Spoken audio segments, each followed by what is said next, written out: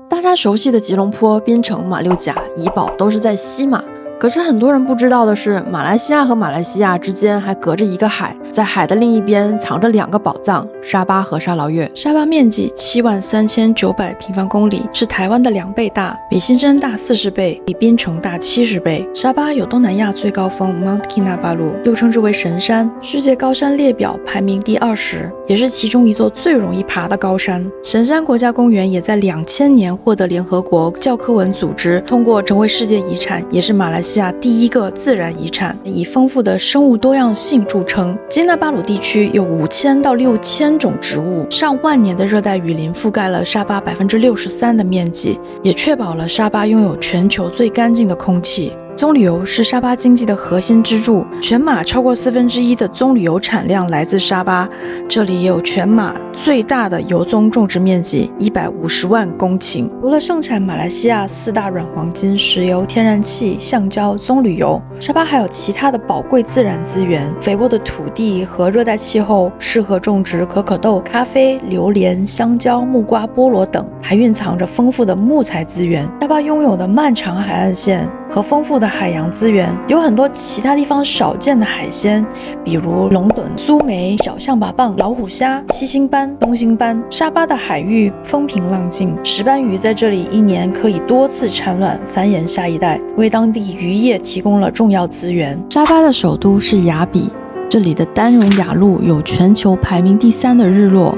旅游业也是沙巴的支柱产业，除了常规的雅比旅游4件套、神山跳岛民俗村、长鼻猴萤火虫，还有很多隐藏的景点，比如努虎树屋、珊瑚岛露营、沙巴大学新开的水上乐园、陶梦岛潜水看沉船和渔飓风、土著青旅2楼滑个小楼梯，还有6楼 Live Band 小酒吧、Signal Hill Eco Farm 热带雨林餐厅，吃喝东哥阿力长大的鸡和纯天然的蔬菜跟鸡蛋，金布兰餐厅的阿三牛尾，还有龙虎斑。可可山上咖啡厅、秋千、ATV 和露营。可可山半山可以找原住民吃他们的烟熏山猪肉，榴莲价钱随你开。Pacific Sutra 上面有 Horizon Sky Bar， 还有很多隐藏的瀑布和景点需要徒步，都是中国游客不太去的地方。大家可能会好奇，为什么雅比会有这么多韩国人？那是因为雅比是韩国家庭旅游常年排名第1的目的地。韩国国家频道曾经推广过雅比，中国游客去仙本那看玻璃海吃海鲜，韩国游客来雅比打高尔夫，欧美游客去拿督原始而未受破坏的热带雨林探险漂流，还有观察世界最古老、生物多样性最丰富的原始雨林。婆罗洲的 Denham Valley 原始而未受破坏，仍然保持着昔日的世界自然风貌。尽管接近赤道，但神山的高原气候提供了凉爽的环境，夏天甚至比台湾、上海、北京的温度还要低，冬天又为过冬的人们提供温暖和阳光，所以沙巴全年几乎没有旅游淡季。这边的人口密度远低于西马大城市，压力更小，节奏更慢，适合喜欢有空间感和私隐的人。对于希望回归自然、发展可持续农业的人，沙巴有丰富的资源和广阔的土地并未开发，族群之间的关系更加和谐。这里也没有像西马那边的种族问题，社区更加包容，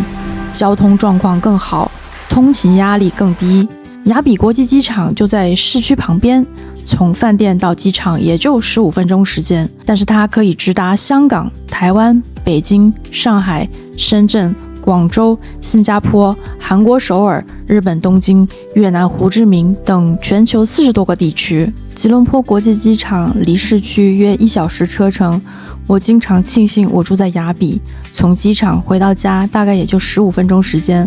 而同样的时间，如果在吉隆坡，我可能在刚刚出吉隆坡机场还要打车。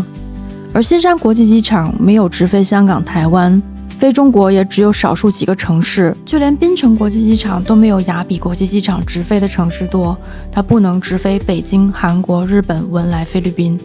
沙巴也是东南亚的几何正中心，在1970年代曾经是马来西亚最富有的邦，詹达根曾是亚洲富豪的聚集地，又称小香港。沙巴的港口在19世纪末至20世纪初曾经是重要的贸易中心，但是由于沿海贸易政策而被中央控制，导致外来船只必须经过西马的港口才能停靠。沙巴的进口物价一直高于西马，但是这个政策在2024年的8月正式被废弃，外来船只可以直接停靠在沙巴的港口。在雅比工业园区的骑兵光伏玻璃每天出口约100个集装箱，港口也正在扩张。沙巴2023年从石油税中获得超过30亿令吉的收入，但是这也是沙巴石油收入总数的5%，也就意味着有600亿令吉贡献给了中央。从2024年开始，在沙巴新开采的油田50%会留在本地，也就意味着未来的资源会慢慢倾斜回到东马。尽管在过去的50年里，绝大多数东马的资源都贡献给了中央，但是每年沙巴跟沙捞越的财政收入还是大于支出，西马却年年几乎都是财政赤字。桥水基金的创始人 Ray Dalio 曾经说过，他未来选择移居的地点的要求就是：1. 没有地缘政治的问题，没有战争； 2. 就是要选择财政收入大于支出的地方。那东马绝对都满足了这2点要求。再说到孩子的教育，与西马不一样的是，在沙巴这边，昂贵的国际学校并没有私立学校受欢迎，